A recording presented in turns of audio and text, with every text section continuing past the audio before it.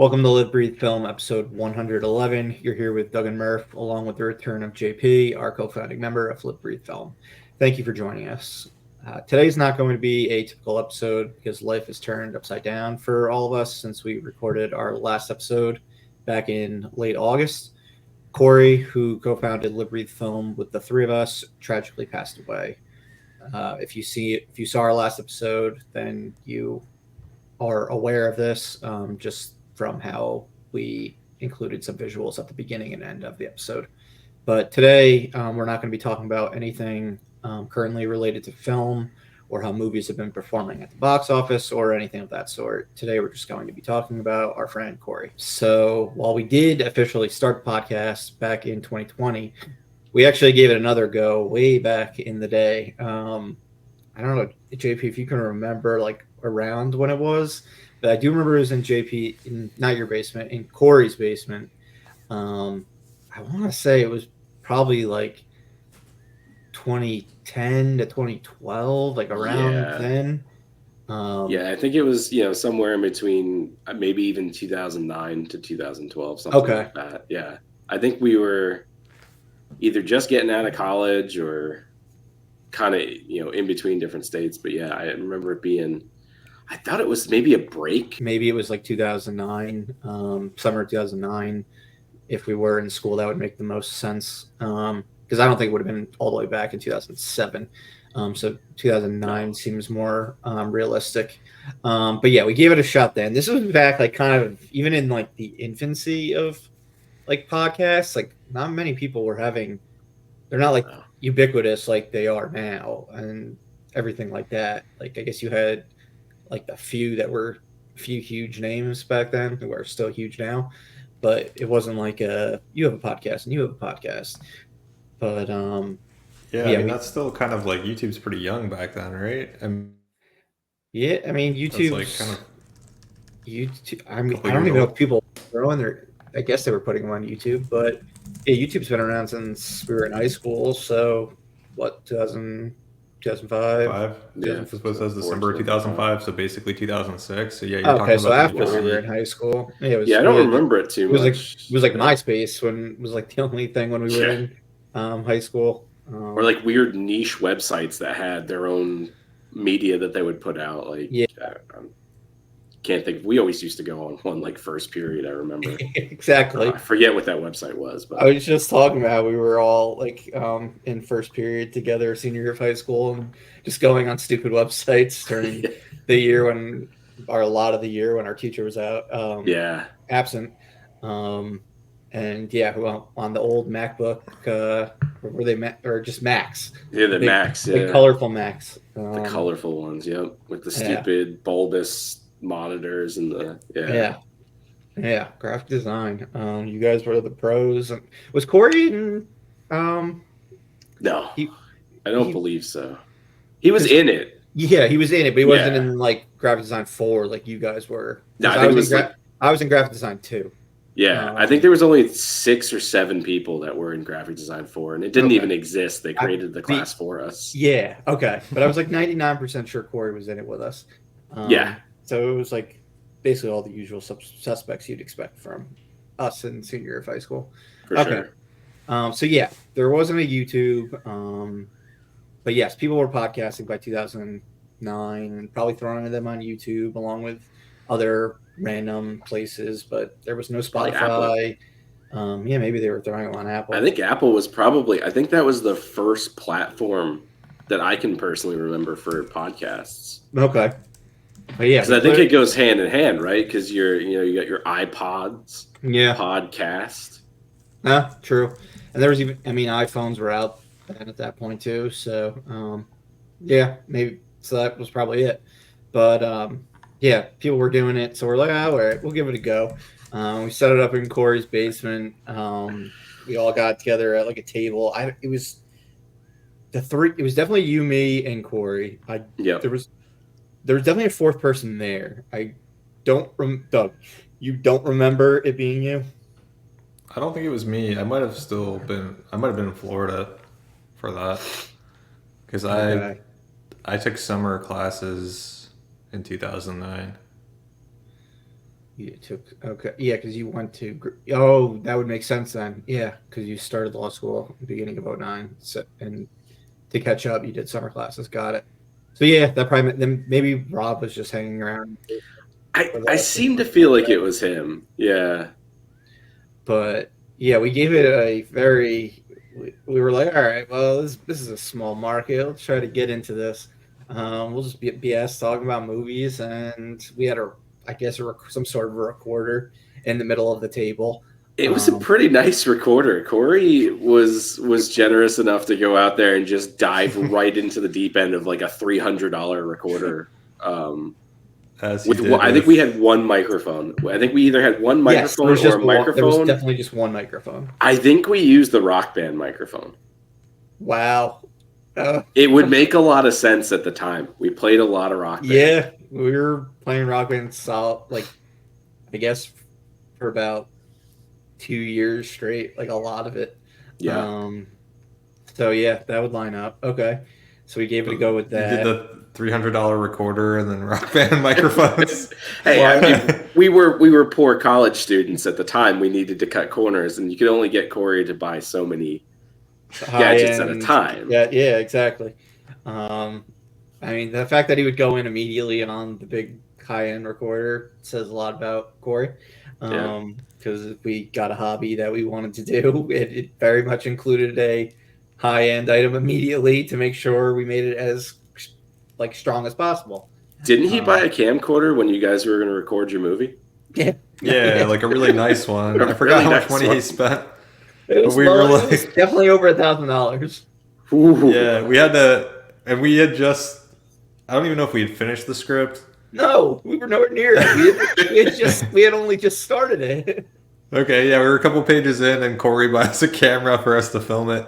That's the confidence you need to finish it, though, that he provides that. He provides the shiny toys, and you say, okay, here's the end game. I remember I'm going in.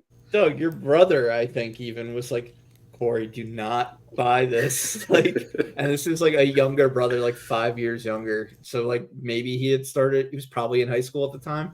But like Brian was in on it with us creating we could talk about Brian because he's been on this podcast before as a guest.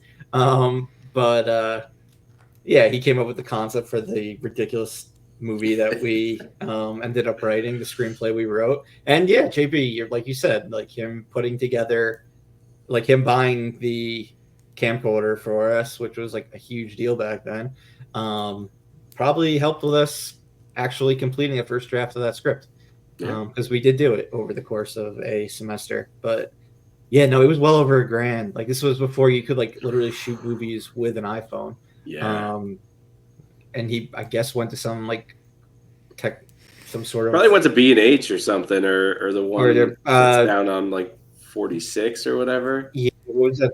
That one he really likes. Because it was in Micro Center. Micro Center, yes. Micro Center, because there was the taxes, right? And that 3.5%. 3.5%. Okay, cut up in half. Because of probably got a hell of a deal. Yeah. Probably got a hell of a deal. Yeah, then got the warranty, so. But yeah, no, I think he got to return the camcorder. If I'm not mistaken. Yeah, we were like, Corey, you got to return this. Like we were like, we're not ready for this yet. And it was a good thing we did because we never actually filmed the movie. We did, I think, attempt to film a scene. I do remember us attempting to film a scene. This must have been like him testing out the camera in his mom's living room. Or yeah, I remember that dining room area, and I just couldn't stop laughing. Like I couldn't even like get a line out, which is kind of how like everything we do the first time we do something where it goes like on film is just me not being able to stop laughing at just us attempting to try something that we're so ill-equipped to try. Whether it be us starting playing Rock Band and having to like sing or whatever, or starting the podcast, because that's how the podcast went. The one attempt of us doing the podcast in 2009, 2010 or whatever, it was just a lot of laughter and we didn't even get a conversation out. Like probably a lot of dumb inside jokes that made no sense to anyone else. Exactly. And while yes, a lot of what we're talking about right now is very much about our friendship and things and people and places. A lot of people will not know if some random person listens to this, but there's gonna be plenty of people that hear this that actually know what we're talking about. But what were you gonna say, JP? It's funny that you mentioned Transformers because I'm pretty sure that was the movie that we were talking about because I remember a lot of really stupid jokes about Transformers. All right, there we go. I think we ended up just going through the entire movie, if I remember correctly. And I think we were fresh off of watching it and we sat down in the basement. I kind of remember it being that first room in the basement once you come down from the stairs. Yeah, that's exactly where it was. Over there. Yep, that's exactly where it was. There was like a square table or something. So, and I think it was lower too. I think the table was like a coffee table. And it's funny that we have to piece together memories from 2009 and it's not that long ago. I know. I guess it kind of is though. I mean, it's 15 years ago. It is kind of a while ago. It is a while. But yeah, I think we just went through the whole movie and just made dumb jokes the entire time. And whoever was the fourth person was probably just enabling us the entire time. But yeah, terrible recap episode. I mean, we've got 110 prior episodes, and there's definitely not some non-winners in that group. But yeah, we gave it the kibosh. We didn't post it anywhere. It was like a one and done. All right, well, we're never going to do this again. It would have been fun if we could have been good at it. So much for trying to practice or anything like that, because we didn't attempt to practice. We're just like, let's just go and do this and be professionals right on the first run around. But yeah, that was that. But then back in 2020, so now we're fast forwarding like a decade, basically. Obviously, COVID happened, so we were all on lockdown in the spring of that year. At that point, Doug had been in Florida for, I guess, basically a decade at that point. JP, you, me, and Corey were all confined to our houses in New Jersey at that point, but we couldn't actually hang out or see each other or anything like that. This was like the strict like New Jersey lockdown period. 8 o'clock curfew. Yeah, right. It really was something like that, wasn't it? Yeah, no, you couldn't go outside after 8. I did because I just found it amazing that there were no cars on the road. Yeah, they said you couldn't go outside after 8 o'clock. I don't know why. Yeah. I don't understand what's the difference between 8 o'clock and 2 in the afternoon? COVID's extra. Yeah. Extra strong after 8 o'clock. Are we dealing with dark with vampires, or are we dealing with a contagious virus, airborne virus? Like what is it? Spray your vegetables and watch out for being out after 8 p.m. After darkness. But yeah, it was April of 2020 that we attempted it. So we're like, all right, this could be a way to hang out, because that was the period where people would be like, all right, let's jump on a Zoom to hang out with one another. Oh, yeah. Just like you were hanging out with your friends, like in person, whether at a bar, in someone's backyard or basement or wherever. Played a lot of Jackbox games. Yeah, exactly. Stuff over Zoom. Yeah, those were the days. So we were like, all right, let's give it another shot at the whole podcast thing. So that's when we did it. We created Live Breathe Film, came up with like the name, taglines, created all social channels, etc., and actually gave it a go. The four of us started it then, and fast forward to 2024, and we're here talking about it right now. But yeah, certainly there was a lot of growing pains. But yeah, we all had our own designated roles at the beginning. Corey was the editor. I was the one who would come up with the captions or descriptions of the episodes and upload them. JP, you were essentially the tech guy for the actual episodes themselves and finding what we were going to be using and all things like that. Graphic design. 4 years of high school graphic design. Yeah, circling back to that graphic design. There we go. That's what got us the logo and everything like that. And a lot of thumbnail images in the early days in 2020 I had fun making those. Yeah, we have some good ones. Like going back to it. Yeah, those were good. Yeah, and I didn't even realize the first until like over the past 2 months. Our first 20-something episodes, we don't even have video for it. It was just like an audio only file, like uploaded to YouTube, and it just had like the Live Breathe Film logo. Yeah, no, we have you. When we were more sophisticated. We were more sophisticated. More sophisticated podcast because we were audio only. Oh, true. Yeah, good point. That's the classics. Yeah, we were throwing it back to all the like NPRs of the day who started this. Then Doug, you were in charge of social media. For whatever reason, we put the least social media person in charge of social media, and our platforms did not grow much during the days of posting. But no, it never really grew, no matter who was doing the social media posting. I think we got our biggest followers just from originally posting to our own friends and being like, please follow us. Yes. We got this new podcast that we're actually going to attempt to make it a regular thing. And that's where we got our initial boost from it. And then otherwise, it's just kind of just stragglers along the way. But we kind of did it. I mean, 2020, we did the podcast a lot. Like a weekly thing, basically. And they were long episodes, like approaching 4 hours at one point. Yeah. You can go back and watch like a 3 hour, and I mean, I wouldn't recommend it, but you can listen to a 3 hour and 47-minute podcast of us talking about our love of Batman.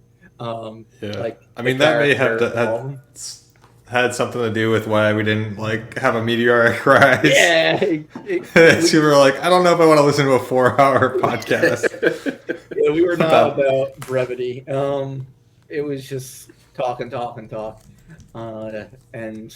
yeah, had we maybe edited it a little bit, and the episodes were like under an hour, maybe we could have had a little bit more success in the beginning when YouTube's figuring out the algorithm and people watching and whatnot.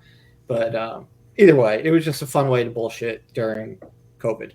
And yeah, I mean, we stuck with it since then. I mean, you were on for all of 2020 and all of 2021. Then once you moved to Texas, it just became even more difficult with the time difference, on top of the fact that it was already becoming difficult for the four of us to navigate times because the world had returned to normal and everyone had work and things like that and other obligations. But then, yeah, you departed in the beginning of 2022 and 2021. But yeah, Corey, Doug, and we've stayed with it until then. It definitely, episodes became more infrequent over time. There were lulls.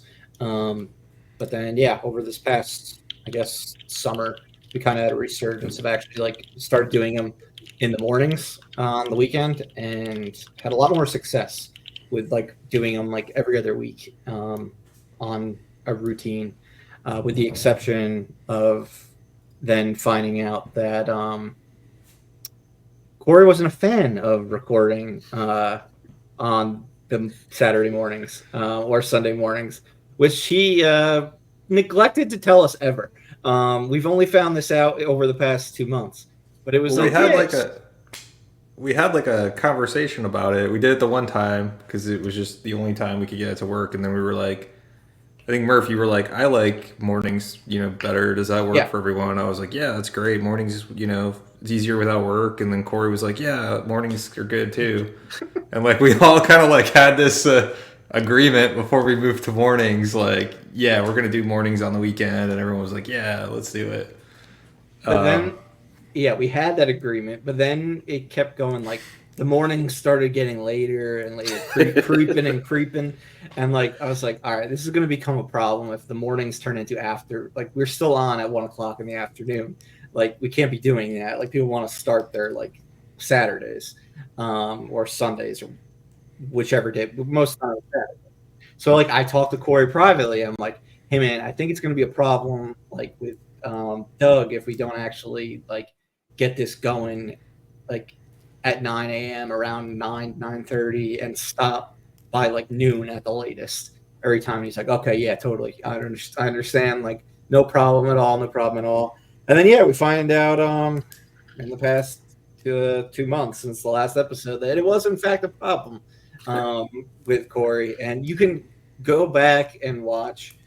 Well, we had to go back and record, like rewatch the last episode and make a lot of edits to that one, and because that was when Doug became our editor, and he went and you could really see the first hour Corey's just like not remotely into it, not like really talking at all. And it's one of the episodes when we're doing our draft, so like it was our fall movie draft, our box office draft, and it's like it's a lot of bullshitting, and it was me and Doug essentially just trying to talk like for Corey because he's not giving us any thoughts about about like the movies he's picking or anything like that.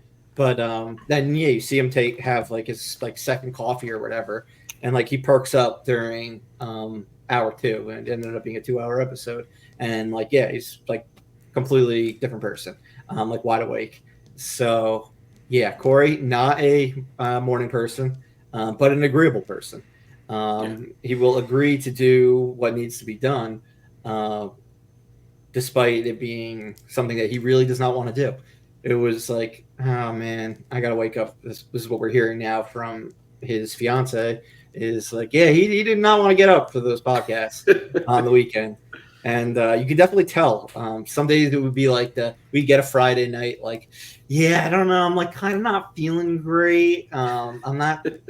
We'll see if I'll make it like in the morning, but and JP, you know, like that's Corey's kiss of death. Corey speak for like I'm not doing it. So like to be fair, that's the kiss of death in all of our friends group for anything. True. If you get a text message the night before plans, those plans are done. Yeah, They're not happening. That's a good point. It's like let's just avoid confrontation and just make things like as awkward as possible, because then the following day everyone just like that during those 12 hours or whatever, it's just like, okay, we're not doing it. Like, why can't you just say we're not doing it? So then we don't have to like be like half mentally prepared for the concept of getting up to do it, even though we're like 99% sure it's not going to happen.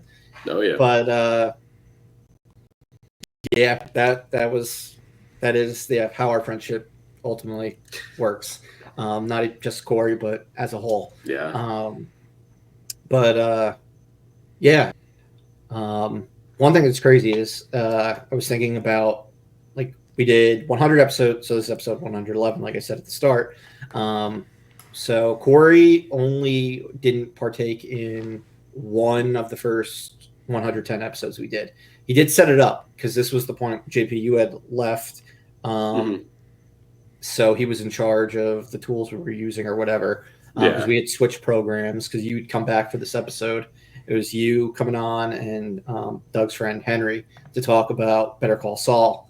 So that is the only episode that Corey is not on himself because he didn't watch Better Call Saul, despite us urging him for the like entirety of the show to watch Better Call Saul. Yeah. But yeah, that episode was just me, Doug, you, and Henry. And a solid episode, but he did finally watch Better Call Saul. Exactly. It was way after the episode that episode had aired. It was only like a couple months ago that he finished it. Yeah, it was in August that he finished it. Yeah. So he did finally get to it, but yeah, I mean, you can nag him over and over again to watch something, but he was like, he wasn't going to do it unless he wanted to do it. Yep. Yeah, and I mean, he loved the show, but like he was straggling through it. Like it'd be like, all right, he'd watch a season, and then it'd be like, all right, well, I'm gonna take a break and watch like 3 seasons of like Sons of Anarchy, which he had previously watched. I'm like, why are you doing this? You're like so into the show right now. I'm like, just keep like trucking along so we can finally talk about this. And we never talked about it on the podcast, but obviously, like me,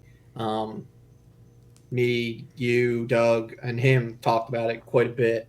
Me a lot. I talked with him in person because he's local. The two of you guys aren't. But yeah, no, he finished it like I think the only time we ever would have been able to talk about it on the podcast would have been the last episode that he ever recorded because he finished it that soon before the episode aired. Yeah, exactly. But yeah, Corey finished Better Call Saul, which was, I guess, like oddly enough, because it was the one episode he wasn't on. That was like the last show he finished. So we were happy we were able to talk about it with him and everything like that, and that he saw the end of Jimmy McGill's saga and the whole Breaking Bad verse. Because I mean, we were Breaking Bad dorks, like all of us since like I don't know 2010. We all got into that show. Around the time we probably started the first iteration of the podcast. Probably. But yeah, he was on every episode other than that one. I mean, other than that, the only other guests we ever had on were Brian, Doug's brother. He jumped on once or twice over the years. We did eventually shoot a podcast episode in Corey's basement, the 4 of us.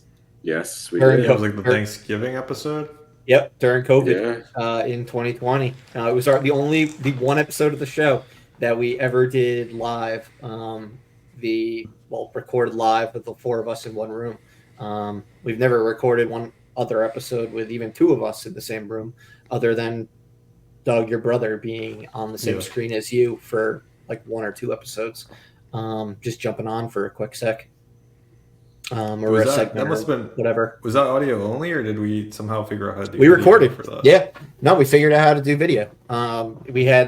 We were on the long table, like a. I remember the long table. I remember JP had like all these lights that he brought. Yeah, I had not boom arms, but I had stands for the lights and the cameras and stuff. Yeah, that was no small undertaking.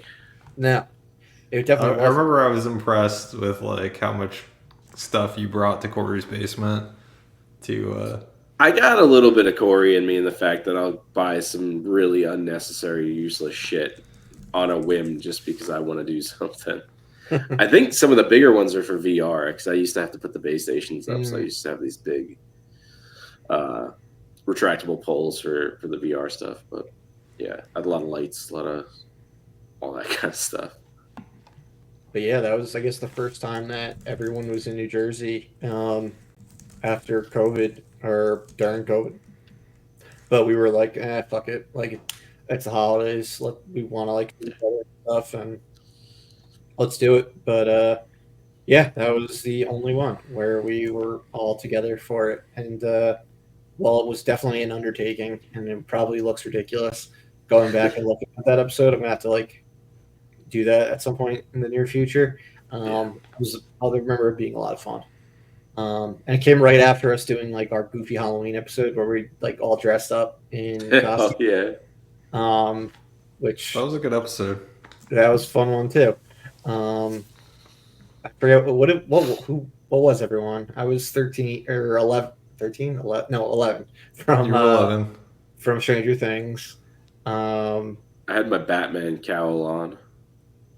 I'm pretty Adam sure. West, right? Was it your Adam West Batman one? Yeah. I spared the viewers the spandex suit. I need to see that.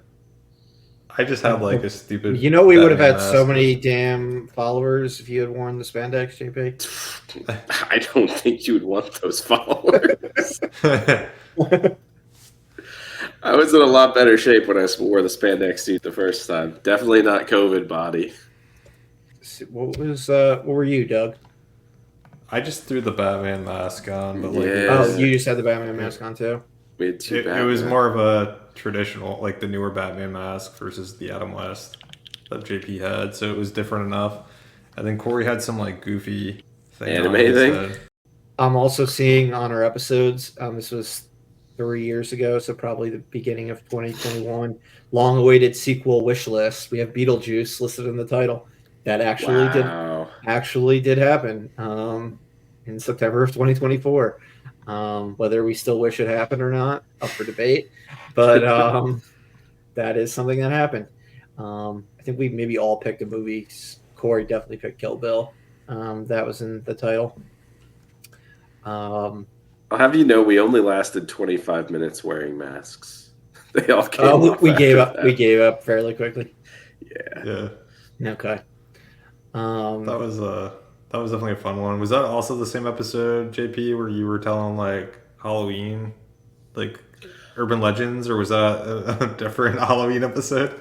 We did a multiple Halloween episodes that season, but I think that was it. Oh no, that was it. Yep, feature presentation: Hollywood's urban legends and curses.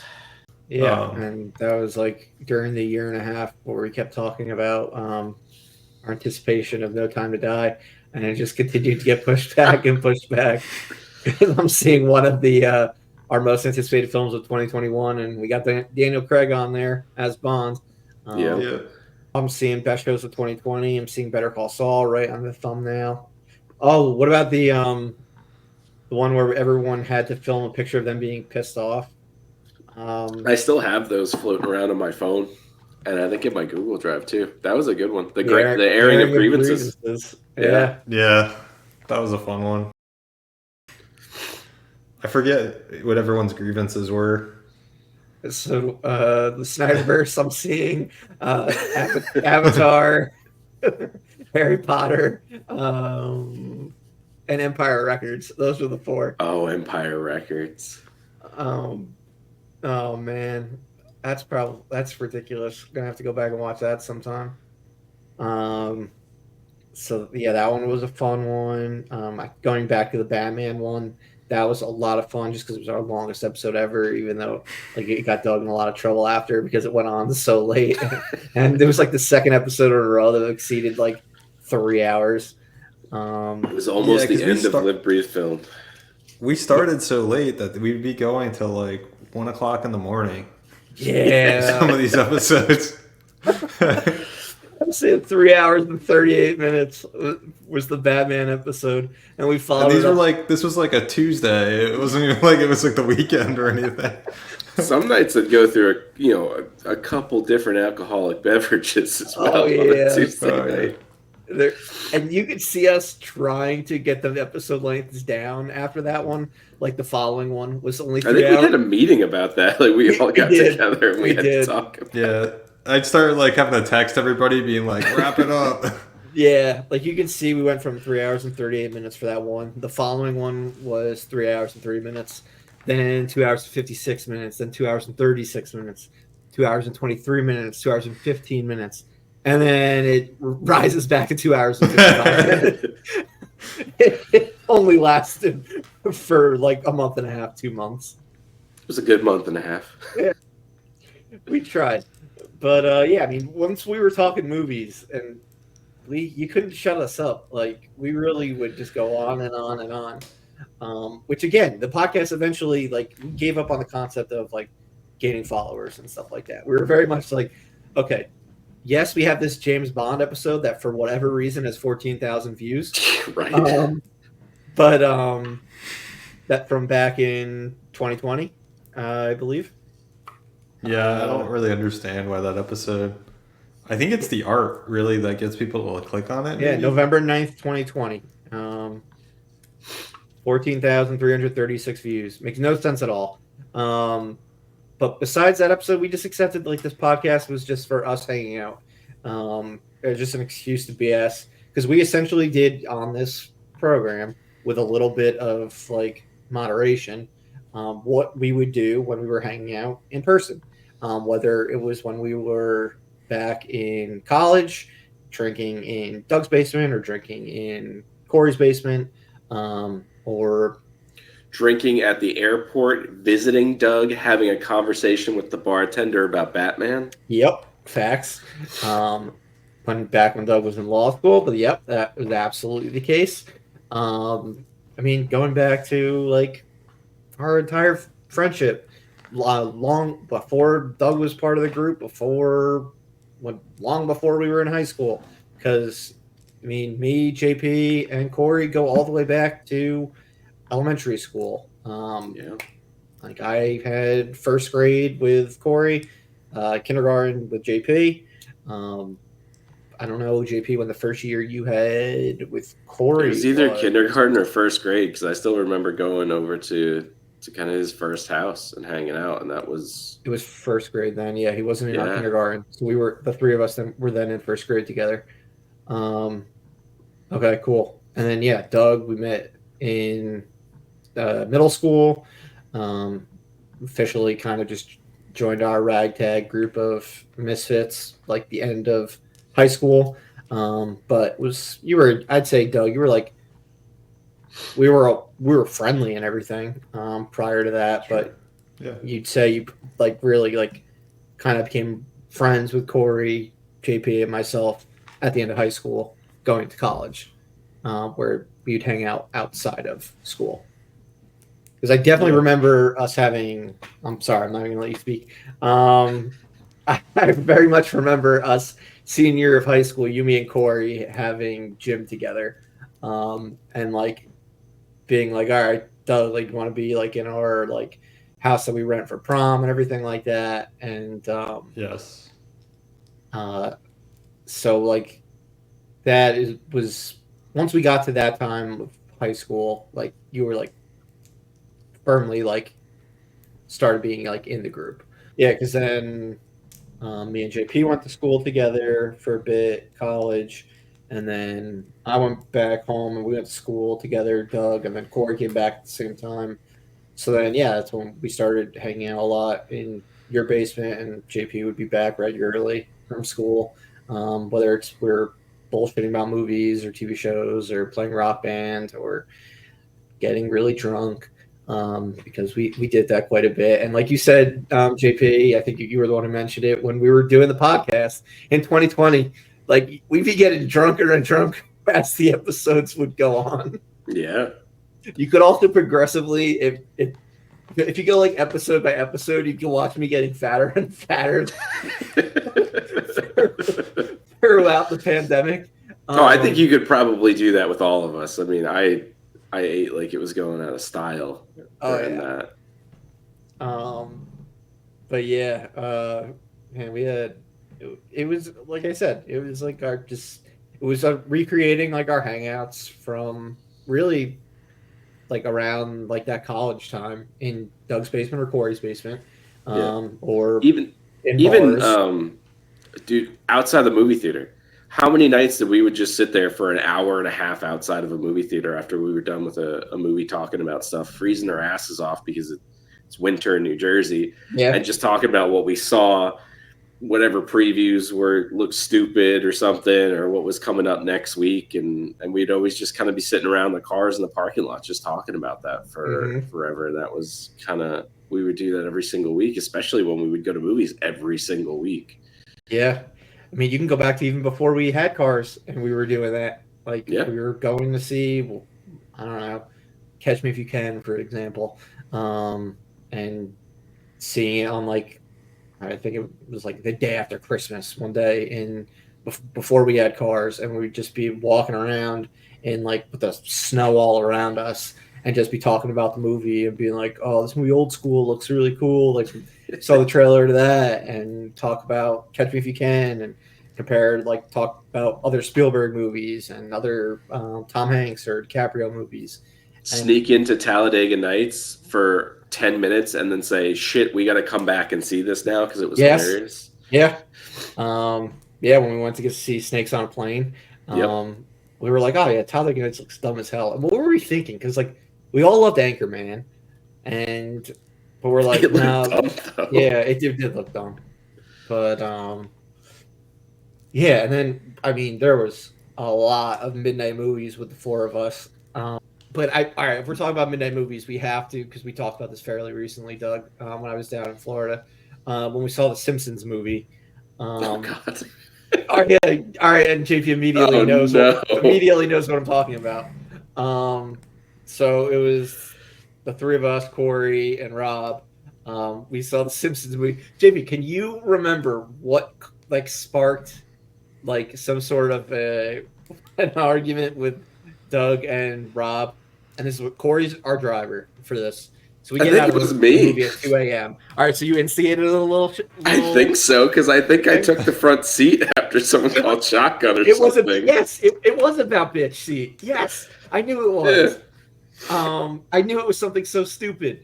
And yeah, Doug and Rob just did not want to get like the bitch chair, and I don't know who ended up sitting in that seat. I don't know. I think I just told someone to shut the fuck up and get in the middle. I ended up getting like knocked in the face while Doug and Rob are getting in like this little fight. I always sat in Corey's front seat because A, no one wanted to. Yes, and B, I wanted to see it coming. Terrible driver. Yeah, because I wanted to see the tractor trailer coming when he was on the wrong side of the road. I wanted to prep for it. Oh man. Yeah, I think I turned around and told someone to shut the fuck up and get in the middle seat. And then for some reason, I think the other person between Doug and Rob got like all of the anger, and then there was just a punch. Which must have been Murph, because Murph said. Then I ended up being. You probably, you were like the peacekeeper, and still you wound up getting hit. And yet still I got hit. Corey turns her. Doug, tell me what you were saying, because you were actually like remember vividly this part. Because Corey's always like, the jolly, he's like the jolly. He's always such a jolly person all the time, and like jolly green giant. He's not green. Yeah, he never really gets mad, or if he does, it's like you never really take him seriously. But I remember vividly him driving and like turning around and being like, "You guys just like knock it out right now," like just. And he did it with like such an authoritative like dad tone that to this day I don't think I've ever heard that Corey talk like that before. I don't know why I don't know if it's something to do with him driving or what, but he just got like very authoritative and driving. Yeah, and then Rob and I just like car around right now energy. It's like basically, you're gonna bring us back to Clifton Commons? Like and we immediately just like. But we immediately stopped. It was like, yep. So, yeah, he was just like, he was pissed off that we were doing it in his car. I remember, and so he was just pissed. So yeah, that was interesting because like I said, Corey never really ever got like that tone wise. Yeah, no, very few times. And I was saying to Doug, I was like, that was the one time that I had a heart thing testing out like an EKG thing or something that was attached to me, and they're like, this has to be on you for 72 hours or whatever. And I didn't even tell you guys like that I was wearing this thing. I like wore like a polo shirt on top of another shirt, so it'd be like less obvious. But like I clearly remember going to Applebee's before we went to see the Simpsons. My heart probably like spiked while these two are getting in this altercation in the car, and I'm getting the brunt of it by being in the middle of them, trying to like show who's tougher. And man, and then just Corey just freaking out, and being like, "Stop! Like you guys stop." But yeah, probably had to do with the fact that Corey wasn't a huge fan of driving. But you were always the one who volunteered to go in the front, and God bless you, because we were always like, no, I don't want to. We were all gonna be burned alive in the flames of the wreckage anyway, and you might as well be the one in the front. Yeah. Yeah, JP might have been the smarter one. At least he had the airbag up there. Good point. I have the ability to like when someone's doing something stupid while driving, telling them to just, hey, stop doing that. I have no shame in being a backseat driver because I value my life. So I want to help out everyone. Were you in Corey's car the day he got his license? And after we saw Dodgeball? Yep. And he drove through a gas station going like 25 miles an hour to skip a red light. And then he drove on someone's lawn in our parents' neighborhood. Yep. I was not in the car for that, but I do remember that happening. I think I was in the car following him. I think you were, yeah. Like, he was like, it was clearly going on the way to your house, your parents' house, and where you would turn. Instead of turning, he turns, but not like turning onto another street, but he turned like angular directly into someone's driveway onto their lawn. Yep. And it was between those two incidents on I think the same day. It was like, all right, we're get out of school. Corey's got his license and everything. We went to Patterson too, because we went to go see Joe's mom at school or something like that. So his first experience was we got in his car and drove to Patterson. Okay, and I think some of us went to Rob's house and watched Donnie Darko, and then we saw Dodgeball, and then so it was like between bookending these two movie experiences, you had like him near like two crazy Corey car experiences, and it was like, all right, I think I'm not gonna really go in Corey's car that often. Or if I do, I'll go on the back seat driver's side because maybe the driver will try to protect himself. I think that was like my way of thinking. Oh man, I'm here for the thrills. Put me in the front seat. Yeah, there you go. Because it was like, I mean, we all like going to amusement parks together, like Disney World, Six Flags, or Universal. So that makes sense. You get free experience with the car, and you get a thrill ride, and you probably see a movie, and out of the whole deal. But like you were saying, JP, though, like going back to when we were just walking, when we were like mall rats and stuff, like we would be going to see movies and just BSing about them in the parking lot, or like walking around the mall for like an hour after talking about them. Sneaking in whole meals to the movie theater. Yep, just thinking about that. Sneaking in subs, or I don't know if everyone listening, I guess like a Subway sandwich essentially, like deli meats. Big one. And just walking past like in the mom and pop like movie theaters. Yeah. Didn't y'all bring Tall Boys in with you once or twice? Yes. Yes. This was before movie theaters sold alcohol. But, barbaric time. We did that a couple times. We graduated from sneaking in candy. Originally, we'd go to the like Hallmark store CVS or whatever, or Hallmark, CVS, and grab candy because we didn't want to pay the movie prices. Then it was sneaking in full-size sandwiches, and as we got older, it got sneaking in alcohol. So yeah, we were we grew up together in that way, and the type of stupid recklessness we would do while going to see a movie. Man, we used to sit on the floor for some movies because they oversold them. I specifically remember watching a Pierce Brosnan Die Another Day. Yeah, sitting on the floor in the front of a closet that played movies at Valley View. A former porno theater. Yeah. That eventually became like a legit theater.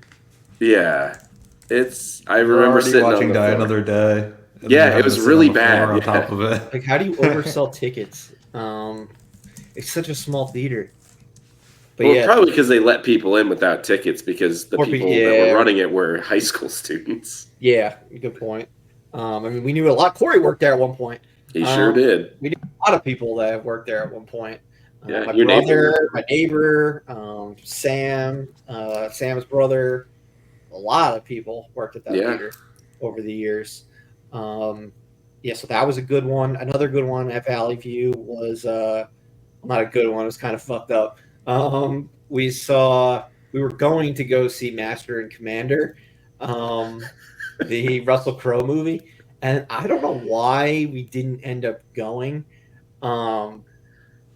And this was, I guess, cell phones were out, so I don't know why exactly Corey didn't get the message that we were no longer seeing the movie, but Corey went and saw Master and Commander, and none of us were there. Like a 3-hour movie. Yeah, it's a long one. We went to Blockbuster, rented Terminator 3, and went back to my parents' house and watched Terminator 3. And then I remember Corey coming to my parents' house, be like, "What the fuck, guys? Like, where were you?" I think I was the only one who could drive at that point because this was like fall of 2003. So yeah, we must have drove there and been like, maybe the movie was sold out or something, and we couldn't get tickets. And Corey had already gotten a ticket, and we left. I mean, there were other experiences where we saw a movie and we didn't like it and we left. I remember Kung Pao, Corey and I walked out of. I don't know why you would walk out of that movie. It's amazing. You love that movie so much. It's so good. Did you buy it on DVD also? But I own it on DVD. It's in a box somewhere. Love that movie. It's fantastic. Yeah, we walked out maybe, I don't know, 3/4 of the way into the movie and got pizza next door. You left me with Larry. I couldn't remember who was there, but I knew we didn't leave you alone. It was Larry, of all people. Oh, man. Yeah, that was messed up. We should have just suffered through the rest of the movie. That was a good movie. Yeah, that was, I think, the only movie I really actually walked out of. Van Helsing, we all saw that also. Bad movie. I walked out of it, but I walked back in. Yeah, the Kung Pao one was pretty ridiculous, and that was Corey walking out of too. I remember as kids that we all walked out of Mortal Kombat 2. We walked and then came back in. Yes, we walked out of it for a long time. That and Mario Brothers. I think we wanted to sneak into Starship Troopers. But for whatever reason, we didn't actually do it. But yeah, that definitely happened. With Mortal Kombat Annihilation. Yeah. That would have been like the end of elementary school, like around that period. That would have been 5th grade. That would have been right before you left for Texas. Yeah. Some shit. We saw something else when I came back after y'all graduated. I think the Truman Show. Yeah, once you saw Truman Show, I didn't go to that one, but I do remember you guys going to see that. There was like a birthday party or something, I think, for someone. I have no idea. Yeah, it might have been Emilo, maybe. Something like that. Because I know his was back, or could have been Corey's. Because Corey would always have the birthday, but he always had really crappy movies. Yeah, he always saw the worst movies. Like me too. Me too. Yeah. All three of us had really bad. Doug too, because Doug's birthday. To be fair, nothing good comes out in January, so I at least have an excuse. At that point, nothing good happened. Nothing good would come out in September either, so I had a good excuse. I don't know why Doug and Corey share the same birthday. Bad movies would seemingly always be coming out beginning of or in the middle of June. We did see Too Fast, Too Furious, which set off a trajectory for me that has never That was huge. wavered. That was a big one for Corey's birthday. Greatest movie ever made.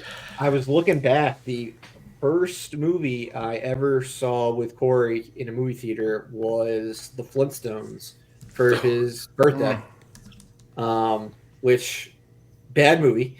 But I mean, it does star, co-star in the villainous role, Kyle MacLachlan, who was the star of Twin Peaks, which was like Corey's favorite TV show.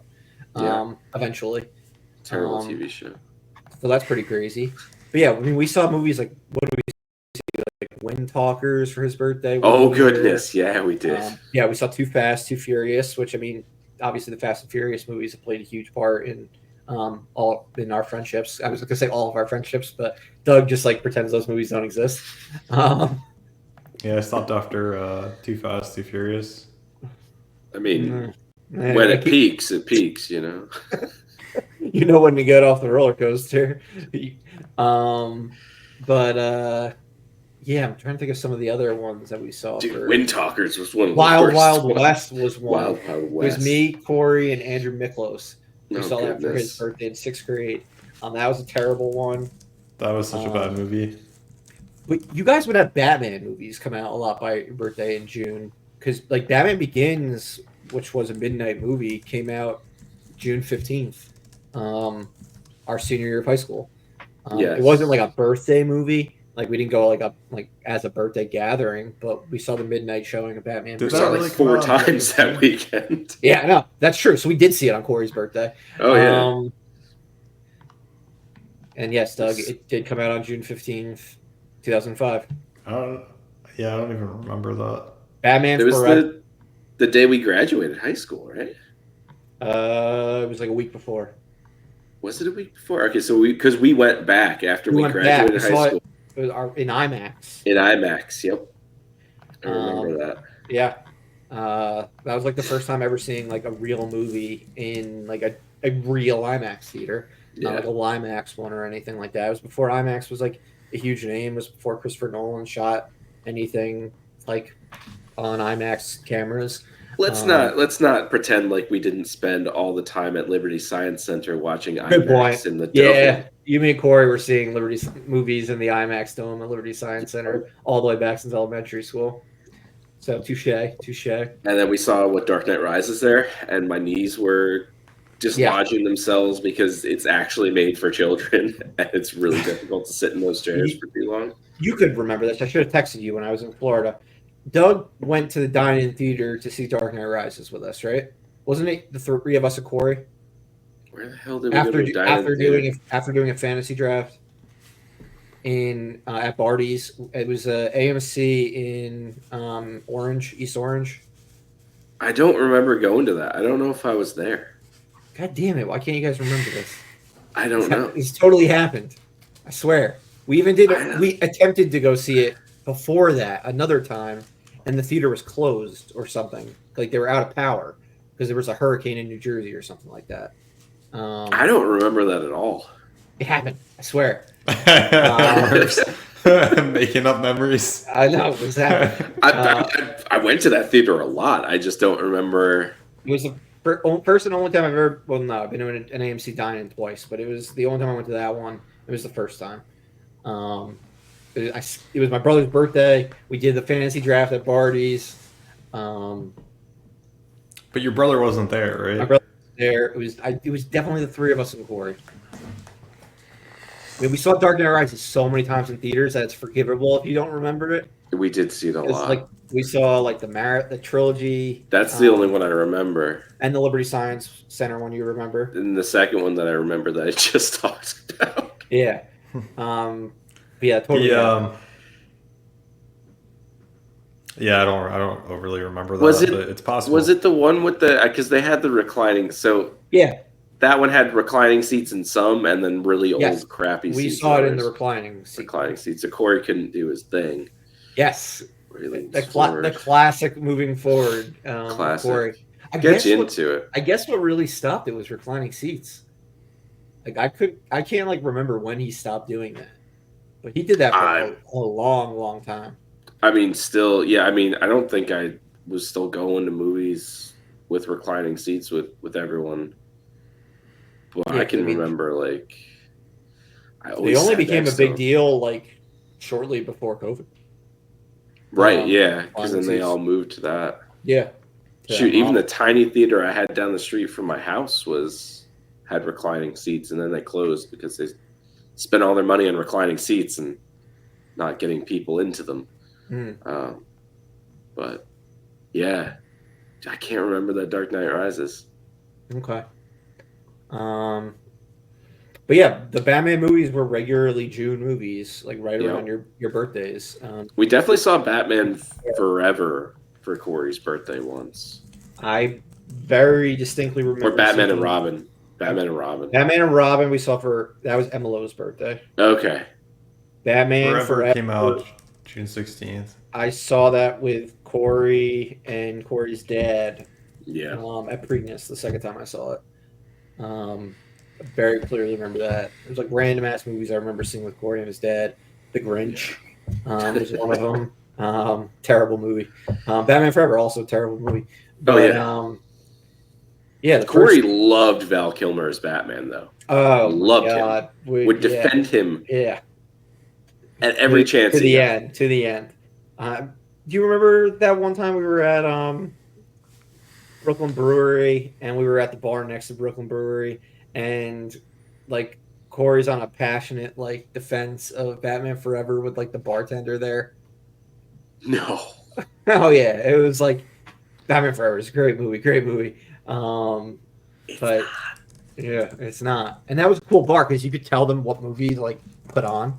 Like I remember one time me and Corey were there. We're like, "Do you like have Mortal Kombat like the first one, like 1995?" And they're like, "Yeah, sure." And then they get out a DVD of it and put it on the TV. What bar was that? Whiskey Was Brooklyn. that Whiskey Brooklyn would do that? Yep. Shoot. Okay. The main floor, like on street level. Oh, I don't think I ever really went on the main floor. I think we always went to the basement. A lot of times we were in the basement. There were a couple times though where we were on the sometimes we would leave Brooklyn Brewery early, and the downstairs wasn't open yet, so we'd have to be hanging out on the top floor. And we're like, hey, that became like our movie when we were there. We're like, can you like turn on Mortal Kombat and then like skip to this part because like this is where we left off last time. It's funny. And yeah, they were really accommodating there. That's awesome. Yeah, Batman Begins was like one of the big first midnight movies, also along with one of the first big IMAX movies that we saw. What was I get? Oh man, I was thinking the other day. Remember when because we were talking about Corey and like that girlfriend that was really bad. Do you remember iRobot? No, I slept through it because y'all tricked me into going to see it, even though I didn't want to go see it because you said there was going to be a Batman Begins trailer for it. So I just went to sleep. It was a Warner Brothers movie, wasn't it? Yep. You guys are like, it's definitely going to have the trailer there. So I don't want to see it. No, but it's definitely going to have the Batman Begins trailer. That would have been, so I just went to sleep. It was good. It was a good nap. I mean, the following movies would have done that because they had like their first announcement trailers in movies that came out in July of the preceding year. Sure. I forget which one was with Dark Knight, but Dark Knight Rises was with the last Harry Potter movie. Yeah. And yeah, I guess, and then that's funny because I Am Legend ended up having the Dark Knight prologue. Yeah, it was a Wild West time, man. We only had like Batman on film and superhero hype. Me and Doug were talking about Batman on film when I was down in Florida last month. Yeah. That was our source for all like Batman news were those types of websites. And like 75% of it was completely false. Oh yeah. But yeah, before iRobot started, you remember Joe with the hamburger? Oh yes. Yeah. She was not one to poke. Yeah, he poked the bear. I think Corey probably had to disappear for a little bit after that. Yeah. Or got in some trouble. He would disappear for a while with her. Yeah. It was not a good time. They got real thin. Yeah. But I'm trying to think of some other good movie experiences, some memorable ones. Oh, I remember we saw, I think it was the second. What's the Pirates of the Caribbean with Chow Yun Fat? Outworld's Is that the second one? Or is that the third one? Third one. Corey and I were very, very drunk watching that movie. Yeah, we came from a party. House party. We were just sitting there laughing our asses off the entire time. That's something I'll always remember is that we found that movie so hilarious. And it was just a pile of crap. It was a terrible movie. But we found it so funny. I don't remember why, but we laughed at that whole thing. There's been some other times fairly recently where Corey would walk out like the worst like part. Like we saw Cocaine Bear, a bunch of us recently. There's this one stupid joke. I don't even know if you can describe it as a joke. It's just like a weird little scene. And we found it to be like the funniest thing in the world. Corey walks out to go to the bathroom. Everyone's completely normal. He comes back and we're just like insanely laughing. And there's nothing, it's like already probably the scene that was funny was 60 seconds prior. And we're just still laughing. And there's only like 4 people in the theater. They're probably like, how high are these people? Like, what is so funny? And Corey's just like, what is funny? And when we showed it to him later on, I don't know, VOD or something like that, it just did not play the same way as it did that one time in the movie theater. And we're like, I guess you had to be there. Like, sorry, dude. It's like when we rewatched Snakes on a Plane. It just wasn't good. No. Some of those things really only hit the first time. And, like, whether it's, I don't know, even just with a small group, like, because that wasn't, like, Cocaine Bear was a small theater, or Snakes on a Plane being, like, a crazy, like, a raucous, like, type of crowd. Yeah. Even though that movie was supposed to make way more money than it did, it still brought in a solid crowd when we saw it at Yeah. like the Thursday night showing or whatever. That was a fun time. That was probably one of the last like feelings that I got about watching a movie where everyone's super into it. Maybe the Avengers movies were like that kind of level, but even for Batman movies or superhero movies in general, like it doesn't get that. The audience doesn't get that riled up for them. Maybe like Fast Five when we saw it in at Clifton Commons because like all the Dominican parts people were going crazy. Oh yeah, all many Fast and Furious movies. The crowds are pretty crazy by us.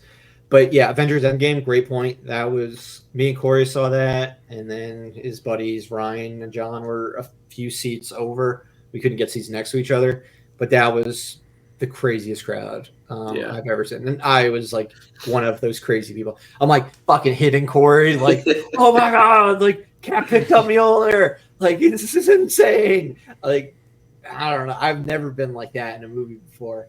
That one really did it. Like the crowd being so insane, and like the Russo brothers and Kevin Feige, they knew it. They're like, please, like it's like they lit up an applause sign, like, yep. And then like no dialogue is spoken. Like get it all out, people, and calm down. And now the scene can resume. Yeah, it does it so many times during that movie. Yeah, it does. And during No Way Home, it does it as well.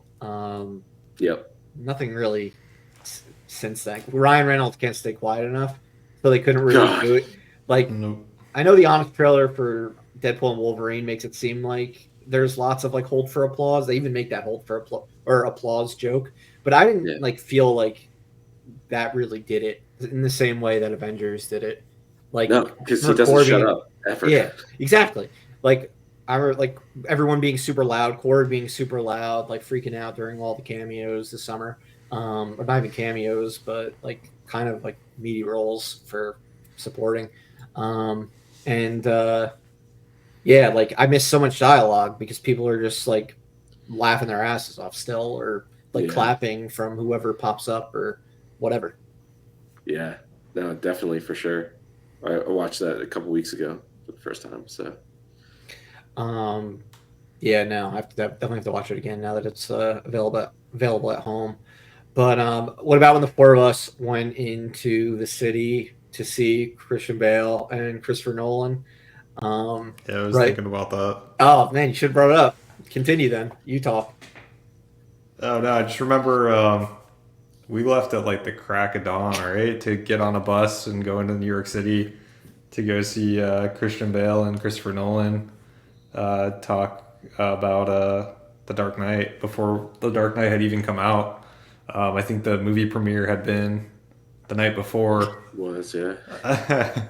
And like the red carpet premiere, not the actual movie like itself. Yeah, like the big red carpet. Yeah. All the celebrities are there, the director's there, that type of premiere. And we were there so early, but there was one gentleman that happened to beat us there. No, he didn't beat us. He was right after us. He was behind us. That was the only thing we had on him. That was the only thing we had better than I thought he was ahead of us. So we were the first ones online? No, we were the first four dorks online in front of the New York Times building. I had how many hours early? Applebee's. Oh man, we got buffalo chicken pizza at Brother Bruno's beforehand.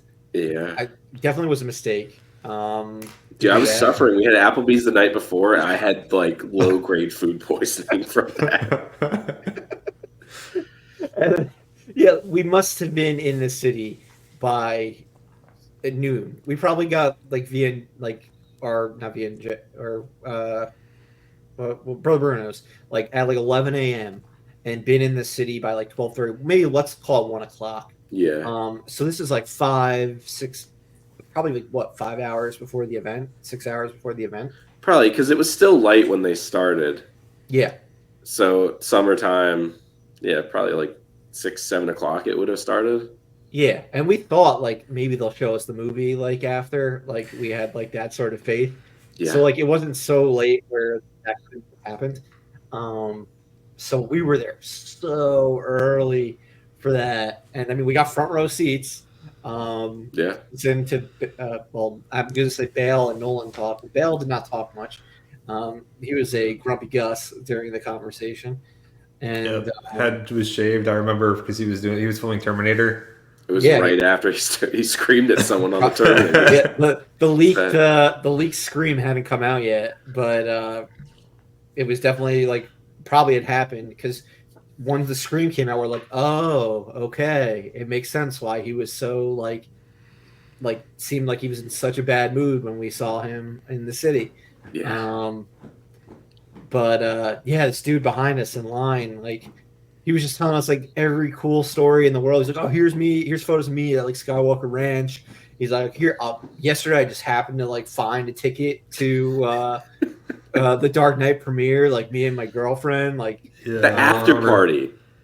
He went to the after party. Yeah, you found a ticket to the after party, right? And he acted like he belonged there and somehow wound up like getting into the premiere. Yes, yeah. And then eventually they like roped off the area like around him, so they like thought he belonged there, and he went to go see the movie.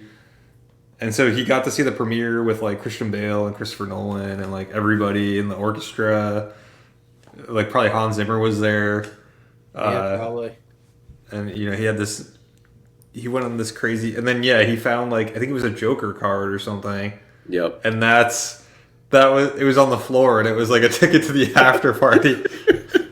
Yeah, I feel like he met a bunch of the cast. He got them to sign pictures. Like the poster. Yeah, I think he had pictures with like Morgan Freeman. He got them to sign. Yeah, he had a signed poster where he got like the cast to sign at the after party. We were like, this guy's like our hero.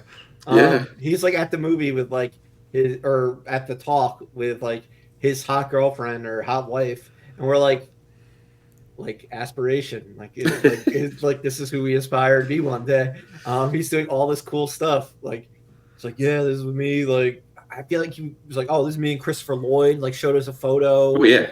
I think he had met Christopher Lloyd multiple times. We had liked. Yeah, I feel like I think you're right. Yeah, he was at Skywalker Ranch. He got to go in the vault, I'm pretty sure he said, see all the original props, all that kind of stuff. I don't know how he managed that. He did try to get Nolan to sign the poster after, and he wouldn't sign it. I do remember that. Get dunked on, nerd. Yeah, exactly. And meanwhile, like we're on the front row, like a Dark Knight T-shirt on, or like let's put a smile on that face, like one of those posters. Yeah, because you had the Dark Knight posters. This is turning into like a Corey/Batman tribute. Because a lot of our memories and movies with Corey have to do with Batman as well. I mean, that was a common denominator. While we all love movies, we all love Batman. And oh man, I wish he could be watching the Penguin right now, and we could be talking about that with him. Because so good. He definitely would have loved it. But yeah, I mean, he loved the Batman. You were definitely higher on the Ben Affleck universe, but he was a fan of like Ben Affleck as Batman. Sure. I think he just didn't like Batman versus Superman. Sure. Yeah, if you rank the movies, you might have Batman Forever like real high. He loved it. He absolutely loved it. Maybe insanely high. Didn't we rank the movies? We probably did. That was probably in our 4-hour episode. We probably ranked them. Yeah, and there's probably a solid 30 minutes of us being like, why are you ranking Batman Forever this high, Corey? Either that or that's one where we did an aggregate where we all rated them and then gave a like an aggregated rating. Yeah. There's probably a Google Drive doc that has all of our individual ratings where Batman Forever is number one somehow. He loved all the Marvel stuff too. Mephisto is finally rearing his ugly head here. I don't watch any of the stuff. They finally mentioned Mephisto. They mentioned him. He would have gone nuts. We talked about Corey talked about Mephisto so much. We had the Mephisto counter. During WandaVision. We did have the Mephisto counter. Yeah, we had the Mephisto counter. And they mentioned him in like the premiere. Like, you gotta be kidding! Like, of Agatha. We're like, really? You're starting a Mephisto counter? No. He's yet to appear or anything. It's doubtful he will. It was totally just like a thing, like because all like people online were talking about Mephisto during Agatha or during WandaVision, but maybe he will appear. Who knows? But yeah, eventually, man, he would have absolutely loved that. It would have been his vengeance. He would have been like, I told you. I know. But yeah, absolutely love the Marvel movies. A24 horror movies. He's super big on. I mean, I saw you had to go see Terrifier 3. Yes, Terry loves Terrifier. Loves Terrifier. We did that Terrifier double feature. Doug and I were talking this week because he drafted both. In the first round of the fall box office draft, he drafted Joker, Folly Do, and then he drafted Terrifier maybe in like, I don't know, the 5th round or something like that. Way earlier than he needed to draft it. But yeah. We're gonna be in a world where Terrifier 3 probably is going to make more money than Joker. That's wild. Which is absolutely insane. Especially because I heard that like they're diverting people are buying Good Robot tickets and then sneaking into Terrifier because they're treating it as a rated R movie. Yeah, because it's unrated, and they treat the unrated movies even like harder than like an R-rated movie. Like I think you need to have probably should like a 21-year-old to accompany you to like if you're under 17 or under 18, something like that. But yeah, man, he loves Terrifier, and he would be fucking tickled pink by the box office for that right now. But yeah, he got into tickled pink by the Joker. No, his number one pick. He would, he would have been like, "Are you kidding me? How?" Like it seemed like such a safe bet, but DC can't get a hit, like no matter what nowadays. I mean, we'll see how Superman does next year. Well, hopefully Superman's not a musical, so it might have that going for it. Or like Superman doesn't have a first movie to make fun of all the people that liked it. Yeah, that's true. It's just gonna have like a dog. What, Crypto? Yeah, but the dog doesn't talk. It's been confirmed that the dog doesn't talk. That's good. Might have superpowers though, so get ready for that. Yeah, I don't know how that DC feature is going to go, but we'll find out next summer. We don't have to wait very long. Oh. But yeah, the A24 horror movies, Corey definitely got into those all before me. He was like he was an A24 person before I was. Now I'm like all into their stuff. Horror in general. I mean, Corey was someone who wasn't big on horror like back when we were like young. Like I remember for my birthday party. Sorry, Corey, I'm putting this out into the ether. But my birthday party, I think it was going to 6th grade. It was like it started out as like a pool party in the afternoon. Then it was going to see Halloween H2O in theaters, and then everyone coming back to my house for I guess dinner and sleepover or whatever. Or dinner was before Halloween H2O. I don't know what it was, but so Corey came to the party, and then for the pool party aspect and dinner, and then ducked out because he had some sort of prior engagement. This is an 11-year-old who had to leave for something else at like 8 p.m. on a weekend, and then came back for the rest of the party because Corey did not want to see Halloween H2O. At that point in time, he was not all about horror.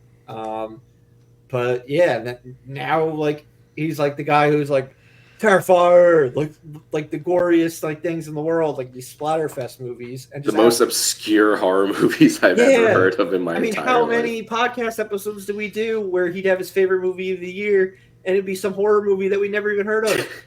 Yep. Terrifier was one of them.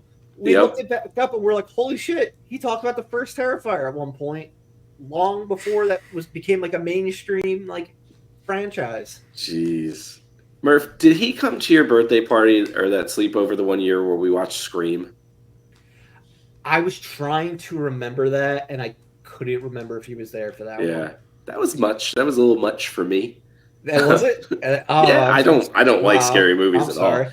No, you're good. I don't give a shit. I thought you put it in as your favorite movie in the 5th grade yearbook. I probably did, but that's because everyone said it was their favorite movie. I'm a conformist when we get down to it. He was Scream 2 was one of the movies we watched the following year. The one that he came back to after Halloween H2O. But I don't remember if he was at the one. It was all right. We watched Scream, Anaconda, and Volcano. Yes. But everyone like started passing out during Volcano. Sure, Volcano sucks anyway. So. But yeah, I can't remember if Corey was at that one. I know he was at my, like, basically every birthday party I ever had, like, surrounding that for the most part. Yeah, because that's why I thought it would be weird if he wasn't there, because I thought he'd be there for sure. It might have been fine because it was like watching it at someone's house. Like, it's sure. Like, all right, we're playing N64, and then we're watching like a horror movie, and then we're gonna watch a fucking cheesy Anaconda movie. Like, that might have been a different type of experience than being in a dark theater or something like that. Yeah. But yeah, the first birthday party he ever came to of mine was in 1st grade. It was only like a few weeks after we started school because my birthday was like in the end of September, and we watched Aladdin was the movie that was playing like in my house. I don't think it was like you couldn't like put everyone into a room because everyone was on sugar highs. Like, there was a pinata in my backyard, and like everyone was drinking soda and all like riled up. But I mean, that, I guess might have been the first movie I had ever remotely watched any of with Corey. Probably like the three of us probably watching it. It's a good movie. Yeah, it's a classic. Yeah. Was he there when we watched Killer Clowns from Outer Space that one time? No. Or was that just us? That was just you and me. That was kindergarten. Yeah. So that was before we knew him. Yeah, that was my neighbor's basement when we were in kindergarten. Yeah, and then they tried to scare us. Successfully. Yeah, didn't try. They did scare the shit out of us. Yeah, no, they were like in 4th grade or something like that. And we were in kindergarten. And they got us good. We'd go over there and play Nintendo because that was like the system that age group had. Because your brother was like similar, like a little bit older than them. We all had so NESs. You had NES. Yeah. But like our generation, the first system you got was, I mean, Doug, you actually said you had an NES, didn't you? Mm-hmm. Yeah, I had an NES. But I still have all my games. Oh, okay. Oh, yeah. But yeah, like Sega Genesis was the first system I got.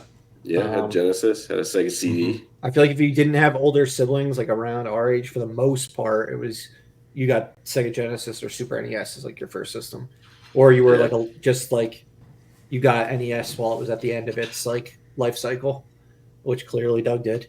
Those top loader NESs were cheap. Oh wow! You got a Funko Land. Oh yeah, I forgot about those. Yeah. And I mean, Corey obviously had every system. Every single one. We only multiple times. We talk about video games so much on this podcast, but yeah, he had every system, and like you said, multiple times, special edition consoles, whatever you name it, he had it. When we were in college and I was home for the summer, we would always go to Clifton, and there was a retro video game store there. Yep. He bought some rare, crazy stuff from that place, and that guy did not pull his prices for people. So, but whenever we did go, we would always get White Castle, and I have a lot of pictures on my phone of Corey and I just sitting in his car, lining up all the White Castle boxes on the dashboard, and just like hanging out in Clifton and eating White Castle. It was a great time. Oh man, that's awesome. Yeah. If I ever wanted White Castle, I knew for a fact that I could get Corey to go every single time, and drive, which was fantastic. And we would just go demolish a huge bag of cheeseburgers. this I mean, you bring up White Castle, so naturally, I mean, and we're from New Jersey, so naturally, I have to bring up Harold and Kumar. We also had theaters together, you, me, and Corey, and everyone else, because this was going into senior year of high school. But obviously love that franchise, and I mean, the screenplay I call the screenplay we wrote. I don't even know if the word screenplay gets to define what we wrote. It might be an insult to the word, but it was hilarious because so many of the jokes that we wrote ended up being in Harold and Kumar Escape from Guantanamo Bay. Oh God. We're like, what the fuck? Like we didn't rip them off. They ripped off or how they we were on the same wavelength. Like they're just guys from New Jersey. They wrote those scripts. Yeah, they hacked into our system and stole our jokes. They hacked into our final draft and got our jokes and filmed a movie while we were writing the first draft of it. But yeah, this summer was the 20th anniversary of Harold and Kumar, and in August I had saw that they were doing a special of they've been doing it since April, where if you go and get a crave case between the hours of 7 p.m. and 3 a.m. or maybe a few hours later and a few hours later in the morning, you get a digital copy of the movie. And so I said to Corey, I'm like, dude, we got to do this. I'm not a White Castle person, but you are. He's like, yeah, please. I'm down. And yeah, man, we were gonna do it. We were gonna do it in August, and then he passed away shortly before we got a chance to do it. He passed away on the August 24th, and but after that, I did end up buying. They have White Castle was selling because I didn't go after that. White Castle was selling Harold and Kumar Go to White Castle 20th anniversary T-shirts.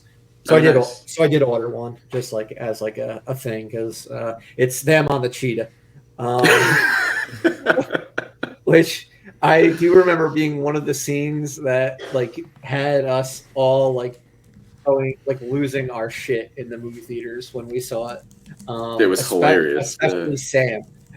Yes, he was laughing so hard during that scene. I was like, yeah, this shirt is I need to get this at least since we didn't get to do the crave case together. Yeah. He would have wanted you to have it. It's like what Steve was saying when we were talking about him. He would have seen that and be like, when are you getting it? Yeah, obviously exactly. You have to get that. Because I mean, yes, if you ever wanted to make a purchase in life and you were on the fence and you needed validation, I should do this, just talk to Corey. Yeah, and you will get the answer that you wanted to hear but couldn't deep down but couldn't admit to yourself that you wanted to spend that money, you wanted to get that item that you don't need, but he would be like, it's a must buy, go out and spend that money. And so many things I mean, probably all three of us have bought plenty of things based on Corey's recommendations or Corey being oh yeah, you got to get that. The computer I'm using right now. There you go. That's a perfect example. Probably the microphone you're using right now too. Yep, probably. I don't know who told us to get this one, but it was probably a combination of me and Corey. Yeah, maybe you and Corey. The microphone I have, JP, you gave it to me. Yeah. Because when we were doing the early episodes of the podcast, I sounded so bad. I remember you guys are like, you got to do something about that microphone. Yeah. But you had an extra one, so you were just like, here, just take mine. I got 3 more too. Yeah, and it came in clutch. Along with eventually me moving down from upstairs or from downstairs at the kitchen table to doing it in my office, which the lighting was much better. If you go back to those early episodes, I definitely look a lot Halloween worse episode than the two of you and Corey. Halloween episode, you were downstairs. Yeah, this doesn't condone great podcasting to be in a big open room. I miss having my own little sanctuary. Was that the room where you did it the first? Well, like, I mean, you only did maybe 3 to 5 episodes when you were down. Well, no, it was at your apartment. Yeah, it was at my apartment. I had like a whole, so yeah, a completely whole different room. It was the room that I stayed in. Yeah. When I was down there. Same couch right here. Okay, there you go. But yeah, now I had by far the worst lighting and completely the worst setup by far. Meanwhile, Corey had the pro setup. You had like a pro setup. Doug, you never had pro. You've been upgrading over the years, but yeah, no, I've never. Yeah, Corey always. JP kind of too, back his old setup, but just like they look like they're professional podcasters when you have them on.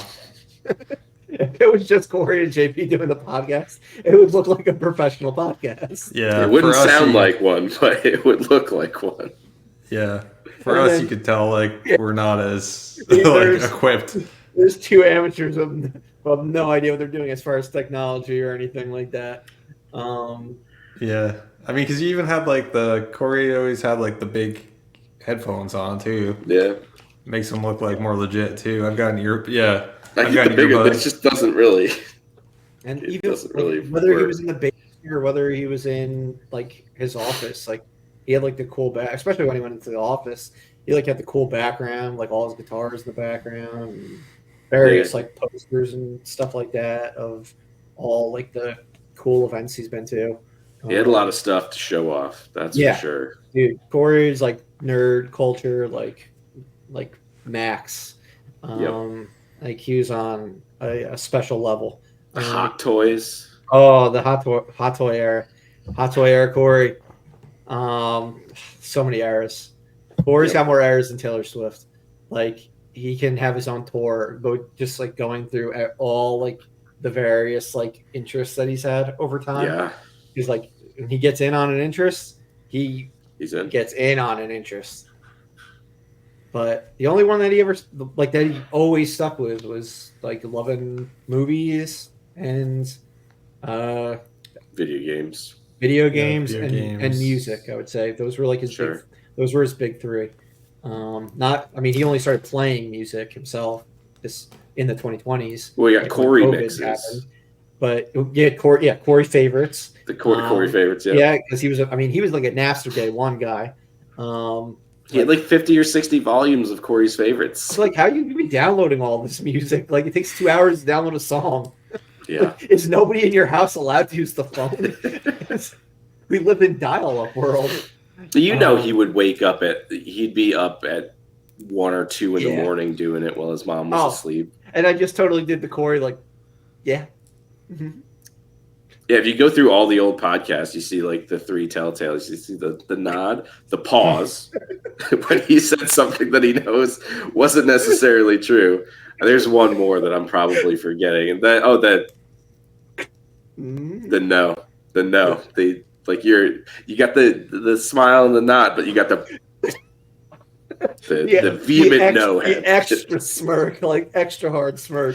Oh yeah, when the head's shaking no, that smirk is a lot bigger. Oh, we never got. Sorry, the mouth is laughing. The smile. We never got the finger on the podcast. Oh, It's like, does that qualify as a finger? It was always like the slightest. Like you could just have like that much. The finger's never bent. Man, Hot Toys Corey, comic book Corey, cosplay Corey, anime Corey, guitar Corey, working out Corey, TKO Corey, karate Corey, or Kung Fu Corey. Corey. Oh man, how did we never just call him Kung Fu Corey? How did we screw that up? I think we forgot that. Like I forgot he had done Kung Fu with me for a bit. Brian was the one who Brian reminded us. So, Kung Fu Corey.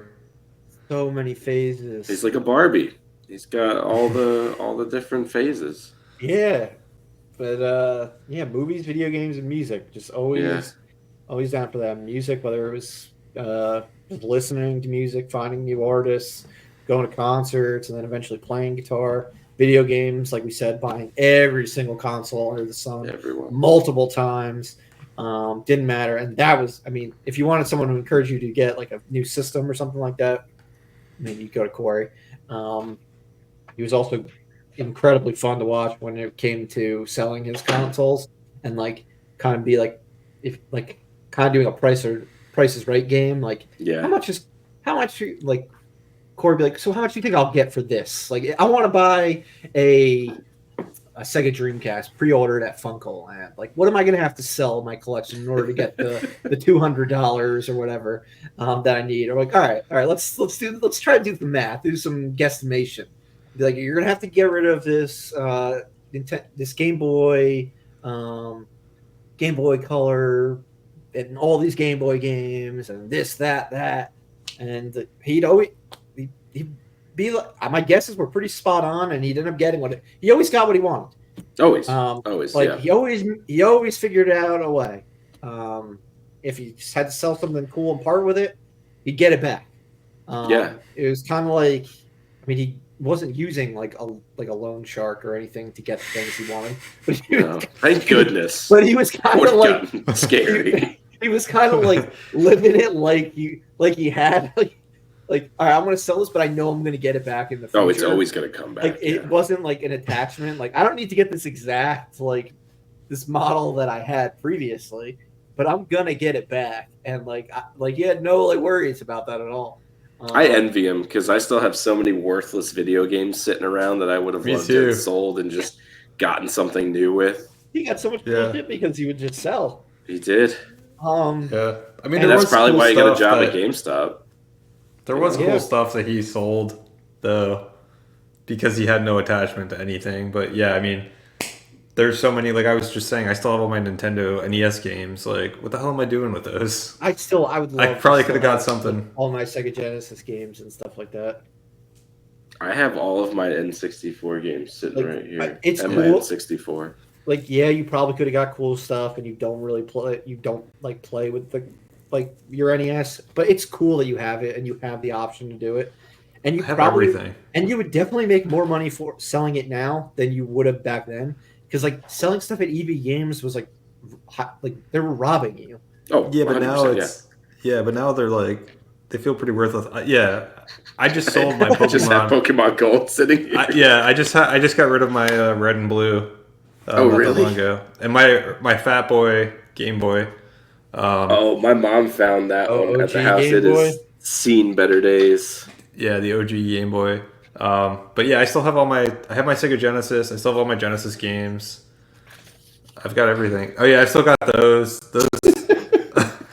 Those are worthless. I have a couple first edition Jungle ones, but they are very much worthless. I've got a box of Beanie Babies somewhere. Hell yeah. Like it's just I kept everything. Yeah. But yeah, no, it's probably smarter to just get rid of it. JP, what about when for his birthday, before Too Fast, Too Furious? Oh boy. Talk about how we pranked him real good that time. He said he was never going to buy an Xbox ever again. Ever again. He was a PlayStation man now. So for his birthday, we all got together. We got an old Xbox box, filled it with soda cans, because you had to have that weight. We put a card in there. I think we gave him money or gift certificates or something. And we gave him the box. We wrapped it up. He opened it, and just the look on his face was like, I don't want the Xbox. We're like, you got to open it, man. You got to open it because, you want the Xbox. He said, I don't want the Xbox. Opens it up. He's flipping out because he's like, I'm going to sell it. And we showed him the card inside. He calmed down, obviously. And I think like 2 months later, he had another Xbox. So he would go in and out of like, I'm an Xbox guy. I'm a PlayStation guy. I'm a both guy. Now I just do Xbox. Now I got, him and Joe were the only two people I could ever like knew that could actually use that Duke controller. Fatty. He had huge hands. Yeah, the Xbox controller Fatty. It was made for him. Was gigantic. And like, I mean, who else held an N64 controller like Corey?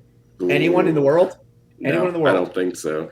Maybe like if you gave it to some like tribal person that didn't understand video games, they might use it that way. But yeah, Corey would hold both ends and Yes. use the joystick with his thumb. The joystick in the which is in the middle prong, which you were supposed to hold when using the joystick. He would hold it on the two ends instead, and dude, maybe LeBron James could do that. Have his finger go all the way across to the middle joystick, and he was like, "No, this is the way you're supposed to hold it." No. If you're Michael Jordan, LeBron James, if you got big ass basketball person hands, like if you could palm a basketball, you could probably play it that way. But I didn't see Corey Duncan or anything like that, so no. it definitely was a difficult thing. He was an arcade guy. He was a DDR guy. Absolutely crushed it in DDR. Yeah. Whether it was at the arcade or like playing in whoever's house, like a lot of time it was in his basement.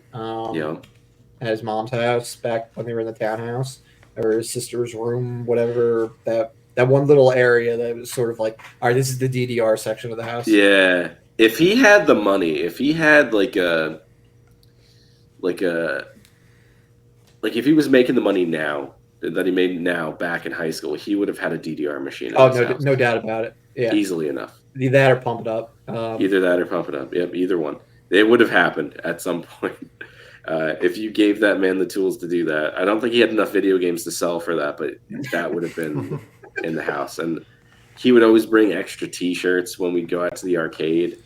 And if we were going to go to Preakness afterwards, like him and Joe playing DDR, which was like physically impossible at the time. Like Corey was over 300 pounds. Joe was 6'9", and I couldn't move my feet nearly fast enough as they would. You and me again. We were like half the size. You were probably like a third of the size. Probably. I think I weighed about 120 pounds.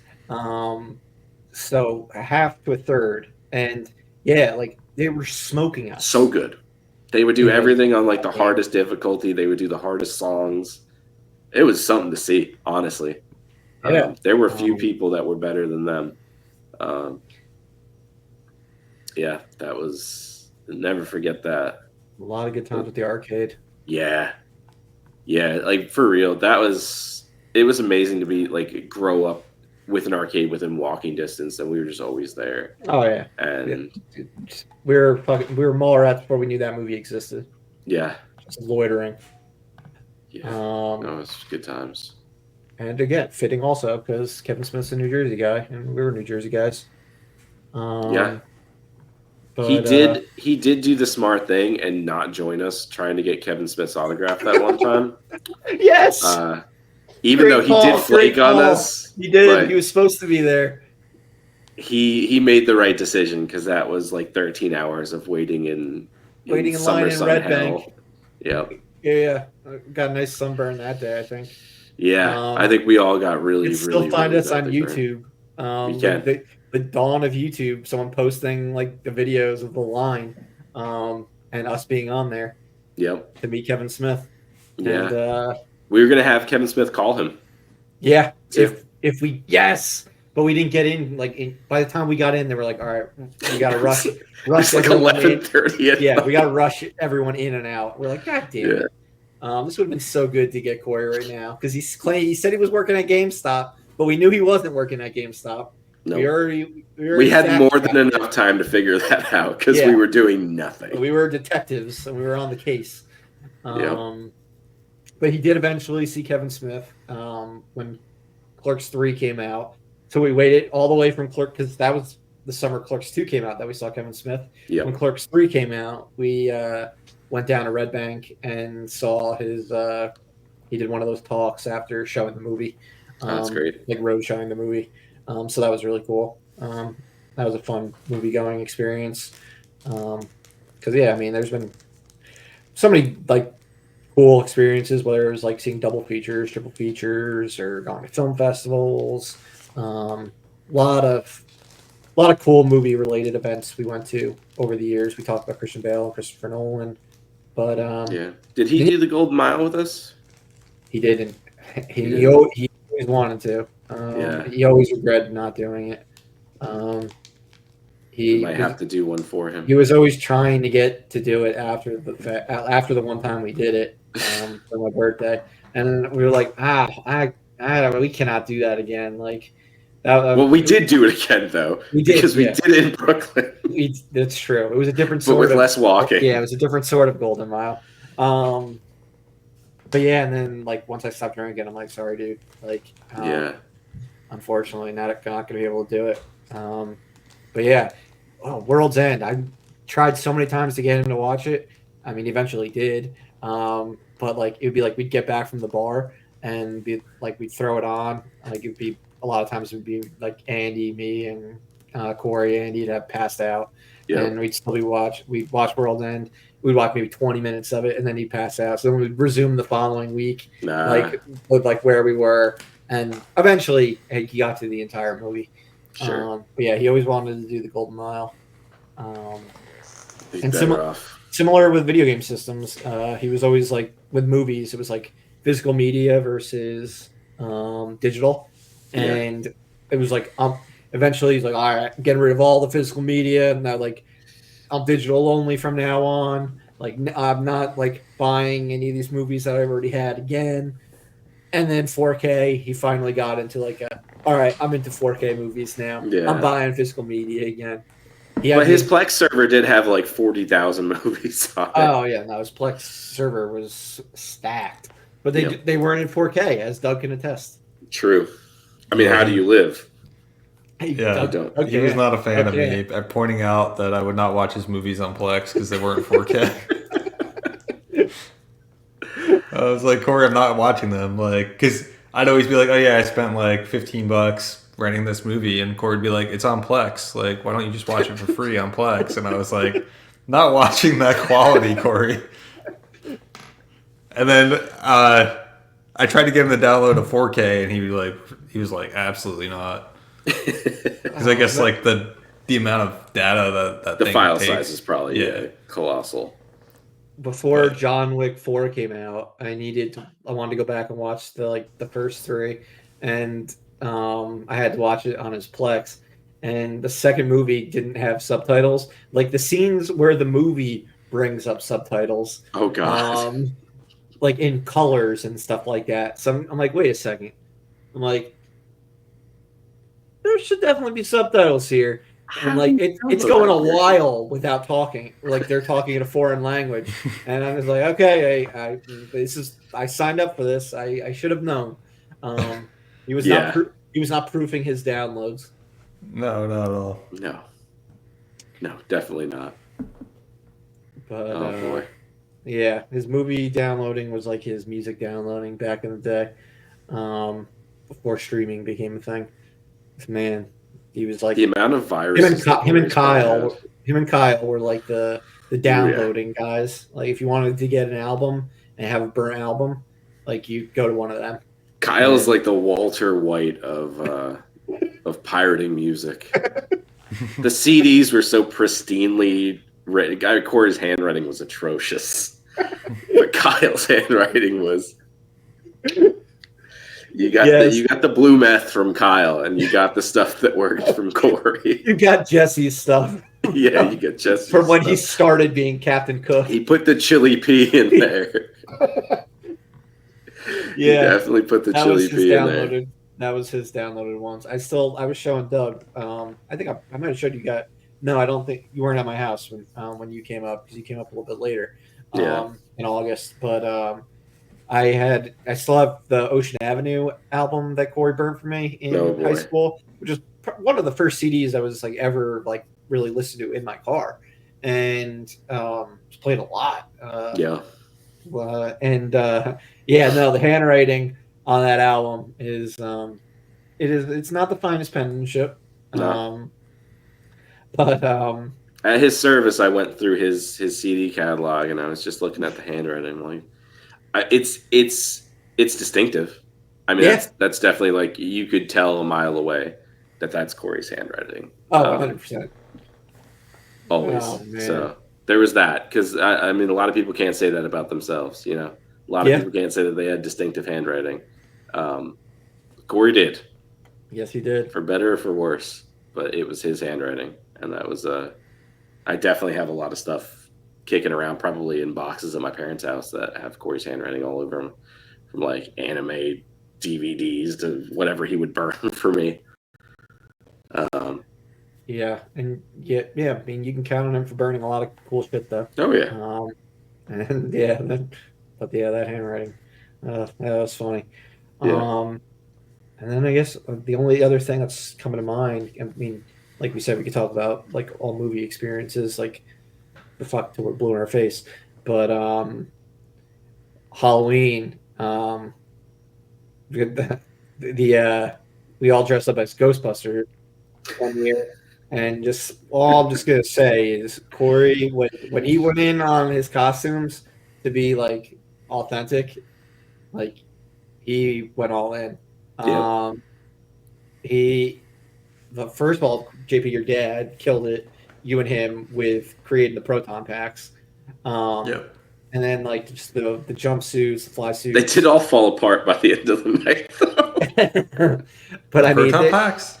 Mine did at least. I thought they lasted. I remember you like started making like a 2.0 and Yeah, I mean, I have one in my other room. I have the HasLab one. Yeah, I have about $1,000 worth of parts for a proton pack that never got put together. oh man, but yeah, that was like Corey's basically his introduction to cosplay.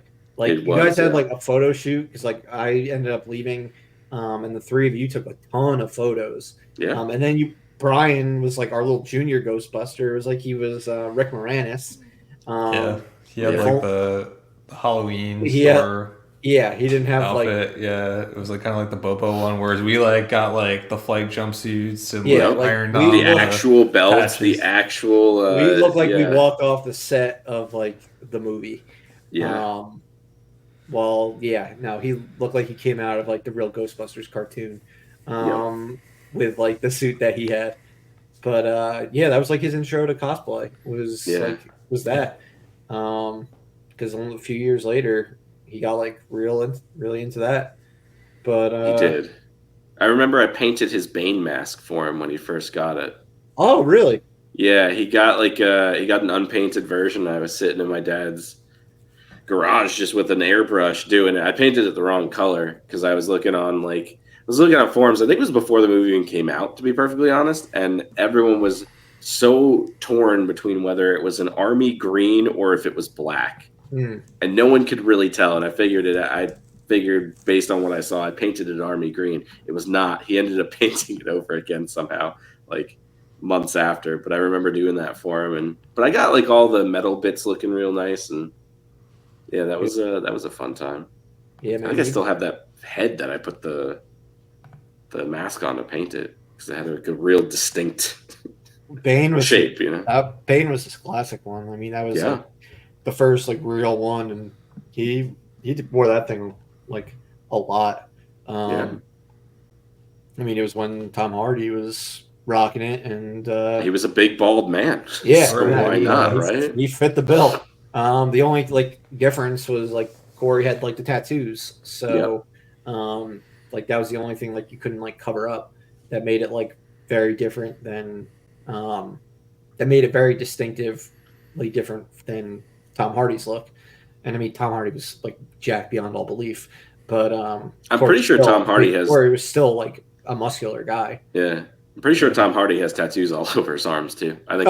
They just did a better. They just were able to edit it. They just edited it out. Yeah, I'm pretty sure. Probably use makeup. I'll use makeup on it as well. I wish he had gotten jacket. Yeah, I think he got close. That would have been so good. I think he got close. He got like the chest vest thing and everything. I think the coat was. I think we were talking about this once. I think the coat was just absurdly expensive. Yeah. Probably like $300, $400. And then like if it's they've got the heat on inside or something, you probably sweat your ass off in that coat. Oh God, yeah. But the stench of the cons.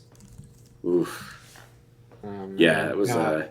He had some cosplays over the year that we will not get into, and hopefully those pictures have been deleted of some of those some of those conventions that he went to, but yeah, he went full on for that. Was it supposed to be the four of us that were going to go to San Diego Comic-Con the one year, and then Corey backed out, and then it just never happened?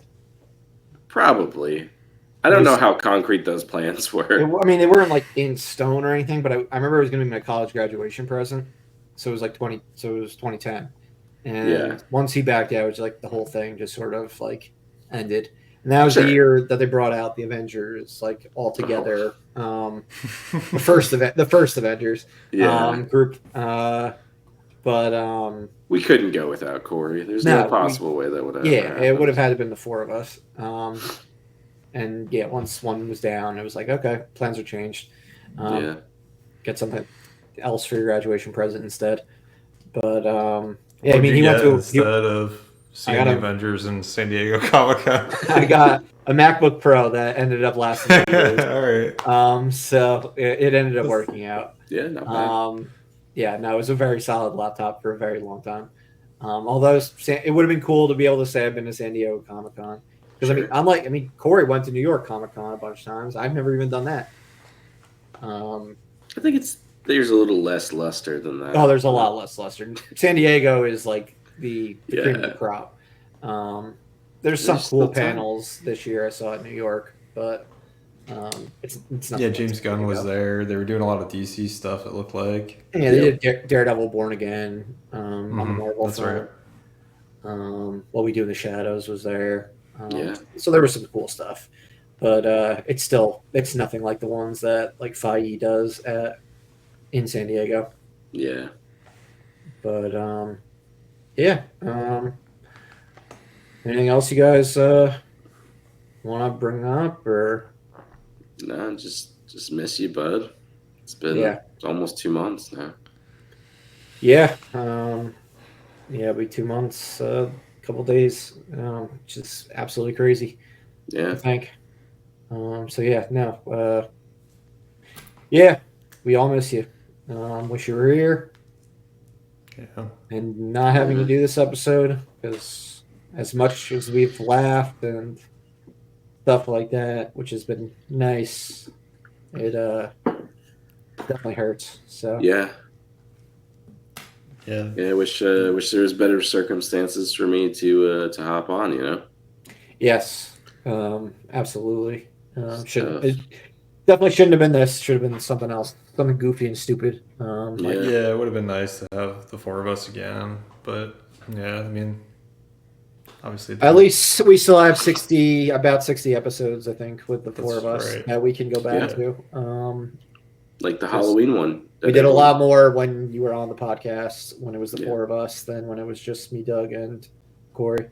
Like the Halloween one, like you said. Like the James Bond one that, people should keep watching. An absurd number of people have opened up and immediately went away from. Yeah, right? Where are you 17,000 people? Yeah, unfortunately. Come hang out with Doug and Murph. Or watch other episodes. But, yeah, no, it's going to be weird doing it without Corey moving forward. Yeah. But it was good to have you here today, JP, to talk about him, because, I mean, it was the four of us that started this. I mean, it was the four of us for a very long time. So yeah, that's all we've got for today. On behalf of Corey, thank you for watching and or listening to our previous 110 episodes. And on behalf of Doug, JP, and myself, thank you for taking the time to let us share with you some memories of our dearly departed brother. If you'd like to pay your respects for Corey via a charity in his name, you can donate to wegotnextsports.org. They have amazing programs for kids and bring engagement to communities in need. Their current goal is to raise $100,000 to buy a Sprinter they can use to transport the kids to events and keep them safe while they are in their care. Every dollar helps them get closer to their goal. So thank you. The link, or we can't include a link on YouTube, but the URL will be in the description as well. Thank you in advance. We know we did see some donations come in after the last episode with Corey did get posted, and everyone found out about what happened if they hadn't already known. Some donations did come in, so thank you to those people, and thank you in advance if any more come in. Now, as they say in Hollywood, when someone finishes working on a production and it's time for them to receive their flowers, that's a wrap on Corey. We love you, brother, and we'll make sure to keep your spirit alive on Live Breathe Film and elsewhere moving forward. Absolutely. Yeah. All right. Bye.